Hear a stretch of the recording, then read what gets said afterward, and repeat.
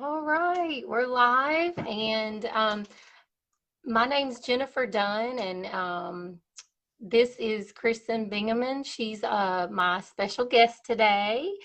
You're a physical therapist, I and you're am. also a resilience coach, and a mindset mentor. So, um, I've learned so much from you, and I'm really excited to have you in my group so you can kind of um, teach my group a little bit about what you do and how you coach people. So, do you want to say a little bit more about yourself, Kristen?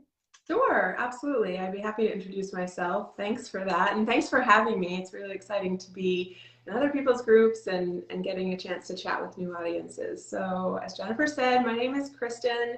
I am a physical therapist. By trade, I guess. I'm trained as a PT and have worked as a PT for the last 15 years, but currently exclusively doing coaching and education.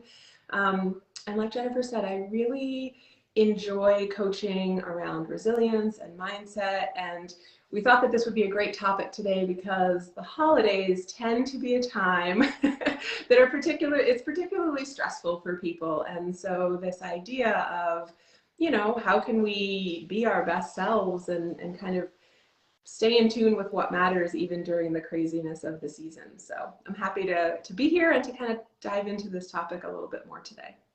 Yeah, I'm excited about it. Yeah. So, we're talking about how to have a resilient holiday season. And can you just first explain like what your definition of resilience is? Yeah, absolutely. Absolutely. I think there's a lot of myths about resilience, and sometimes it almost gets a bad rap. People think that means that you never get stressed out or things never go wrong, or you just have this sort of toxic positive attitude. But that's really not the way that I look at resilience at all. And really, when we look at the definition, it's this ability to bounce back. One of my mentors even calls it bounce back ability. So this idea that if something doesn't go our way or doesn't go as planned, that we have the ability to sort of move through it and bounce back, and oftentimes even grow and thrive on the other side of difficult situations. So, you know, this is an important thing for me, particularly around the holidays, because I think for me personally, it was a struggle for some time, and it was a time that I felt like should have been all joyful and all well and good. And I would find myself sort of feeling guilty when I was stressed out or I wasn't getting along with family the way I wanted to. And there was just sort of this drama that would occur. And then there was obviously the sugar piece for me and the food piece. There was a lot of guilt and shame around that. So it just sort of became this cycle for me. And so being resilient and really figuring out, how do I enjoy this season? And if something doesn't go as planned, how do I move through it and don't let it kind of ruin the entire season? I think the month of December is a marathon, not a sprint. Yeah, So how do definitely. we sort of continue to pick ourselves up and move through things, even if it doesn't go as we anticipated? Yeah, yeah, I love that. Um, so let's see. Um, so is resilient, what am I trying to say? Do you think resilience is something that we can learn and get better with over time, or is it something you're just automatically good at? Great question. Yeah, I think this is one of those myths that often comes up when we talk about resilience, is that it's one of those things that you're either born with or you're not. And the reality is it is something that we can strengthen. As you said, I'm a physical therapist, that's my background. And so I think of it like building muscle. Mhm. Certain people may have an easier time building muscle mass, right? We're all sort of genetically predisposed to be able to do that. And, people are born with different levels of resilience for sure. And there are also things that we can be doing to build strength, to build muscle mass. And there are things that we can do to foster resilience as well. So yeah, there are absolutely different strategies that you can utilize to kind of build this muscle up. And like I said, it's something that I've worked on a lot over the years because I recognized a need, recognizing like this is not how I want to experience not only the holidays, but this is not how I want to experience my life, sort of stuck in the muck, and Yeah. resilience is this ability to, get thrown in the muck, which we all will, like life happens. But how do we sort of, sit there for a minute if we need to? It's not toxic positivity and good vibes only. We acknowledge that, difficult things happen, and have these strategies or skills to continue to move forward. Yeah. Yeah. I think it's so awesome that you recognize that and you took the steps to do something about that. And now you're helping others, with that. Yeah, So, it's come full circle for sure. It's kind of exciting. It's something I love to talk about because it makes sense to me, and I've been there and I've done it, and I'm still working on it every day. I don't think it's one of those things that you ever sort of arrive like, okay, I've arrived at resilience. It's something that, at different seasons of our lives may come easier than others depending on what's going on. And again, that's that sort of giving yourself grace, that practice of self-compassion, and just realizing that things are hard, and sometimes it's easier to pick yourself up and kind of move through it, and other times it might require a little bit more time, and that's okay. yeah, I think that's true with anything, any skill you're trying to develop, Right. it's just It's um not this linear process necessarily, right? We sort of, yeah. maybe gain, and then something happens, and it's this up and down, and just sort of being committed for the ride. And if you get off track, get back on track. I'm sure you coach around that a lot. Yeah, you don't just quit, you just keep going. And, when you have obstacles, just learn to roll with those and accept them and keep moving, try to move forward, so And yeah. that's that mindset piece, right? I mean, that really is that mindset of being able to take a pause and step back and utilize those strategies to get yourself back on track, or utilize the people in your life. Who are you relying on to help with that? Maybe it's a coach, maybe it's a friend, maybe it's, a support person that you rely on in those times that feel more challenging. Yeah, and I think that's such a great point, because you don't have to do it all yourself. You can get support. You can, rely on others to help you, So, yeah, that's a great point. Well, do you want to get into the tips that you have? You have 4 tips? Sure, I do. I decided to go with 4 because when I think of resilience, there's lots of different models of resilience that have different tiers and different dimensions. But when I think of it, I sort of break it down into 4 main parts or 4 main categories. So I decided to give a tip sort of in each category because I thought that made sense. There's my linear thinking, right? Like I like to have I like a plan. Um, so the first thing the first dimension that comes to mind when I think of resilience is this kind of dimension of spirit and soul. And that's not meant to be religious in any sort of way, but this idea of what are you connected to at your core, at sort of your deepest level? What are your values? And really being intentional as you enter the holiday season to connect to those. So maybe that means spending some time journaling, maybe that's spending some time just sitting quietly or doing a values assessment and really thinking about, what are the 3 to 5 values, the words, the phrases that I want to feel during the holidays. And then being Mm, intentional about that, right? So if maybe that's family, maybe that's peace, maybe that's calm, maybe that's excitement, maybe that's joy. There's so many different values that we all have and feel differently about. And so really taking a little bit of time to connect to that soul piece, that core of what you want to feel, can be helpful as you move into it, because it's easy to get swept away by the gifts and the shopping and the food and all of these things.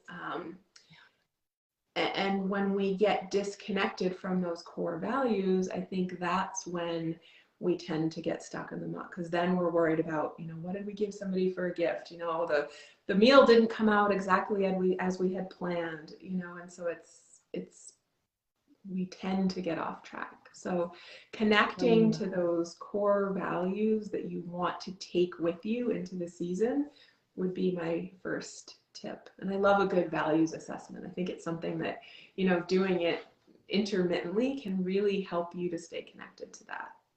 Yeah. I know for me, the journaling has been huge for, you know, helping me figure out what I want, what I value in life, what my goals are, how I want to live, how I want my life to be.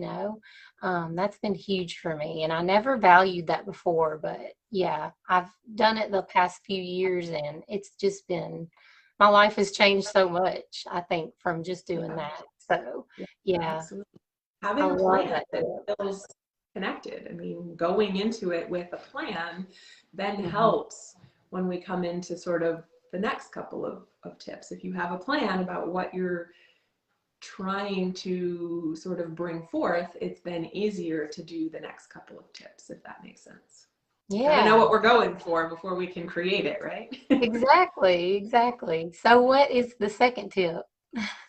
So the second tip, the second dimension falls under this idea of social. So we have spiritual, soul, and then we have social or relationships. Relationships are one of those things that can be really complicated around the Mm. holidays. And so, again, being mindful of our relationships and being willing to set boundaries if we need to can really help us to be resilient, because I think we oftentimes overextend ourselves in this realm, and we sort of go and go and go and do things without even stopping to think about, is that something did I want to go to that Christmas party or that holiday party or that gift exchange, or all of the things that come up.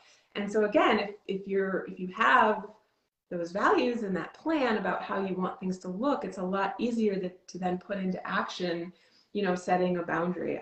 That Thank you for inviting me to that holiday party, but that's not on my schedule this week. I'm going to go to the Christmas tree farm with my kiddos instead. Just being really clear about that can be Hmm. super helpful.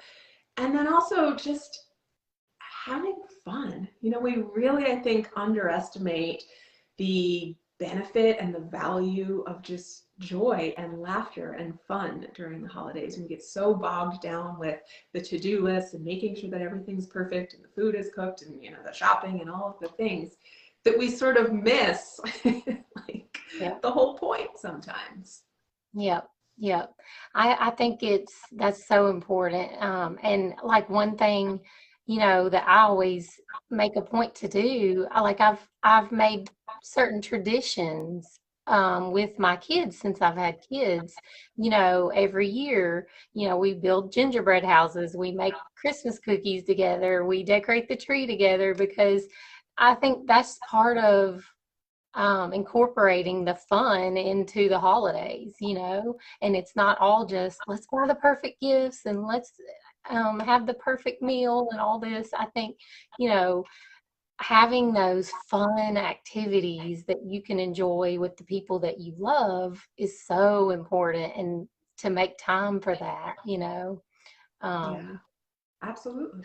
Absolutely. yeah, I love traditions. And if you have the tradition and you know that it's your intention to participate in that tradition, it's a lot easier to set boundaries and to say no to things that maybe aren't so high on your priority list, because yeah, other things will come up, and it's easier to say, yeah, I'm not going, thanks for inviting me, but I'm not going to attend this party or this event because we have plans to build gingerbread houses on Saturday night. And it's yeah. very clear. You don't have to explain why. It's not this big thing. It's just, this is It our goes plan back and to this is your what we're doing. values and what you value, and that is something that I value, and so, I make time for it, Mhm.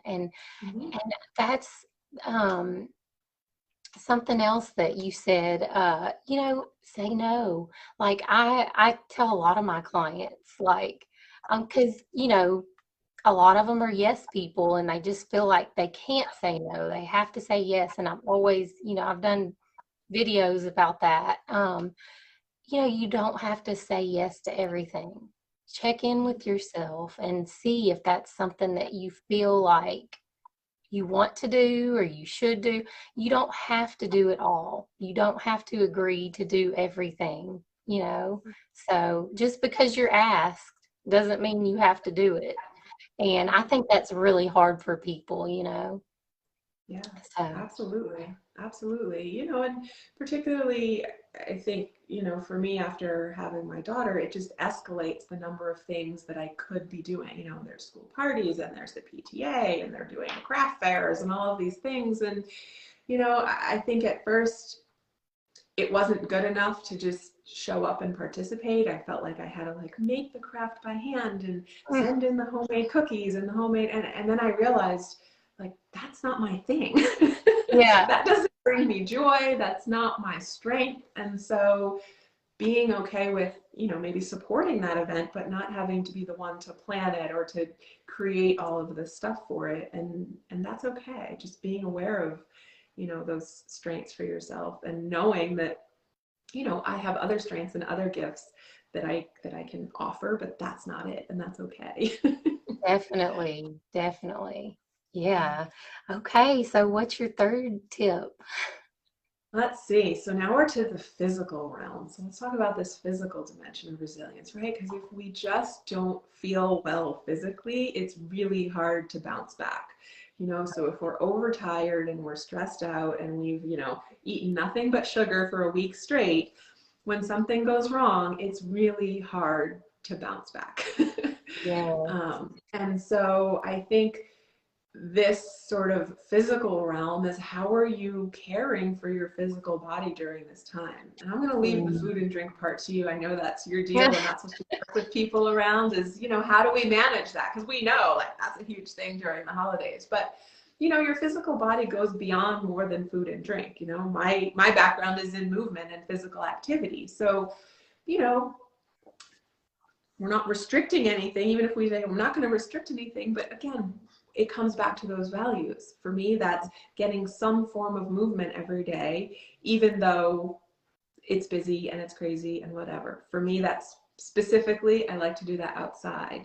Being outside and getting some fresh air and getting some vitamin D helps me physically feel better, so that when somebody annoys me or something goes wrong, I just feel better. I think sleep falls into this category as well.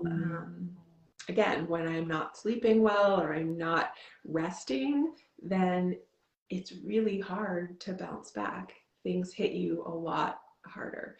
And so sleep, what you're fueling your body with, and being a bit physically active, if that's something that, again, if that's something you value, I think is really important and really enhances our ability to sort of tolerate difficult things. Oh, I 100% agree. Yeah. Those three things are like, you know, they are crucial for, I think, if you don't, if, like you said, if you're eating crappy food all the time and you're not getting your movement and you're not sleeping good, well, yeah, you're not going to be very resilient and you're going to probably be really moody and, not Yeah. really short with people and not have a lot of patience for people. Yeah. So when you can get all that kind of in balance where you feel good, then I think, you can have a lot more patience and be more calm with people and, be more resilient. Yeah. So, And it just goes yeah. back to kind of having a plan, as you go into it, thinking about what are the things that make me feel good? What are the things Mhm. that make me feel good spiritually? What are the things that make me feel good socially in terms of how much interaction or not do I need? What are the things that make me feel good physically? And then just picking a few, you don't have to do every one of these things, but picking a few that you're really going to focus on and commit to can help, can help you to feel better. You don't have to do every one. Again, it's this idea of one small step Mhm. can make a huge difference. And it's identifying for you what that looks like or feels like. Yeah, just choose one. I love that. Yeah. Yeah, kind of just tapping into that. Yeah. Okay, so what is your final tip for us? I'm excited about this one. Yeah. So when we, so we look at these dimensions, spiritual, social, physical, the last one that I think about is emotional, right? There's a lot of emotions that come up around the holidays. And we've touched on some of this already, asking for help, self-compassion, sort of giving ourselves a bit of grace around these times that we know can be fun, but can also be challenging. But I think the biggest thing that I spend talking to my clients about, we spend a lot of time on this idea of being present, and so this season in my Facebook group, we're talking a lot about, giving the gift of being present, which is huge. And even what does that look like and what does that mean? This idea of being fully present and available for somebody, because so many times as moms, we're multitasking, we're doing 3 other things at the same time, and we're not really engaged with our spouse, with our kids, with the people that we're hosting, and so how can we think about, as we enter this season, really giving this gift, which is what people want the most. We're not worried about what you got from Target. People Mhm. crave you. How often do we get someone's undivided attention to just be heard or to listen, or when they say, "How are you?" they actually listen, Yeah. So this idea of just being present.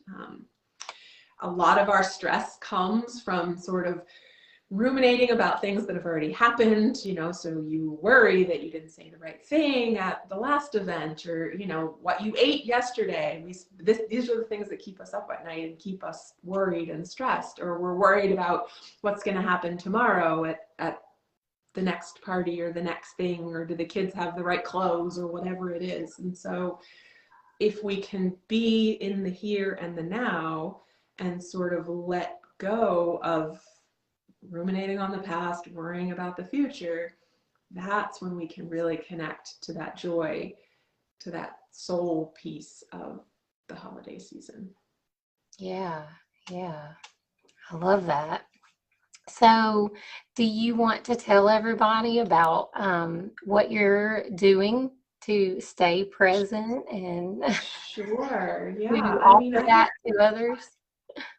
I do. Yeah, I have a lot of tips for staying present, and particularly this time of year, I just created a new freebie that really goes through this idea of presence. What is it? How can we get more of it? Practical strategies for just practicing it. Because, doesn't mean you have to sit still in a quiet room for 25 minutes. There are ways to practice this idea of presence or mindful awareness without just sitting still, right? And so, yeah, I created a freebie. I will link that in the comments. When we're done here today, you can certainly download that and check that out. It will be helpful. But again, just start small, these practical things. Putting your phone down for, sometimes I tell people, set a timer, put your phone down for 10 minutes and just be on the floor and play. Mm-hmm. That's what our kids want. They want our undivided attention. And so oftentimes we're also doing the laundry or doing the dishes or looking at our phone, that we're missing what's going on, right here, right now. Go outside with your family and go for a walk. And again, leave the phones, just walk, just look around, explore your surroundings, and really just take it in and fully experience it. So oftentimes we're on autopilot and we've got so many things running in our heads that we're missing what's happening right here and right now. Yeah. So yes, I this had is to one of learn the that. yeah. I had to learn that when I started my business. I wasn't a big social media person before, starting my business. And, the first few months I was on it all the time. And I went through that with my kids. Like I felt like I was always on it and I wasn't being present with them. And, so I had to really learn, okay, there's a time for work and social media and keeping up with everything. And then there's a time that I just need to put it down. I need to put it in another room and don't think about it for an hour or however long, and just really be with my family. And I don't want my kids seeing me on on my phone all the time and they feel like I'm not paying attention to them or listening to them. So I really had to learn that. So I think that's a great tip. And, I've gotten a lot better with it now. I've kind of, because, there's a learning process with that. You have to, especially when you're, I was used to working outside the home, and then I started my business, and it was just, it was like I was always at work because I'm at home all the time. And so, I just had to learn that balance. So, Yeah. Yeah, I'm it's very sure. hard to separate the two. Absolutely. And again, I think starting small. So start with 5 minutes if it feels weird to detach from stuff, or to go outside and leave your phone inside. Start small, 5 or 10 minutes at a time, and then kind of build upon that. But yeah, it's one of those things that sounds really simple. Just being in the present moment with curiosity, without judgment, intentionally being here. It sounds so simple. Yet it's one of the most challenging things that I teach and that I work with on folks. So, I'm running a holiday special right now, particularly for people who are interested in how to give this gift of presence specifically during the holiday season. So I'm running 90-minute coaching sessions where people can come just with a specific thing, a specific circumstance that, like you said, how do I play with my kids without worrying about the to-do list, or have a date night with my husband and not just be on the phone the whole time. So it's Right. been cool to be able to sit down with people and really just sort of work through that and talk about, what does mindfulness look like to you? How do we practice presence, and then come up with a plan to take that through the season. So yeah, Mm-hmm. some exciting stuff that's happening, and it's been good. It's been a fun season. Yeah, that's exciting. Well, and you can leave that in the comments too if anybody's interested in signing up for that. So, Okay. um, Yeah, but I yeah, will. any final thoughts? I don't think so. This has been a wonderful conversation. I think it's just such an important thing to talk about, and realizing that, being resilient or being present, again, doesn't mean that we're never stressed out or that you're never worried about things or that things never go wrong. It's just acknowledging that in order to, really appreciate all of the good stuff that happens, there's the other side of this bell-shaped curve, and the stuff that's not so great or that doesn't go as planned is going to happen as well. And that's Mm, okay. yeah. It's going to come, and we acknowledge it and sit with it if we need to. And then how do we, you know, connect back to those values, create this plan, ask for help if need be, take care of ourselves, and just sort of continue to move forward and grow. Yeah, yeah. Well, like I said before, I've learned so much from you, Kristen. So I really, I love your group and, learning from you. And I'm just so glad that you were able to come to my group and kind of Yeah, give my group members some tips and things. So I really appreciate it. yeah. Thanks for having me. This has been a great conversation. All right, guys. Well, y'all have a Merry Christmas and, try to uh, follow some of these tips to have a better holiday season. And we will see y'all next time. Bye. Bye.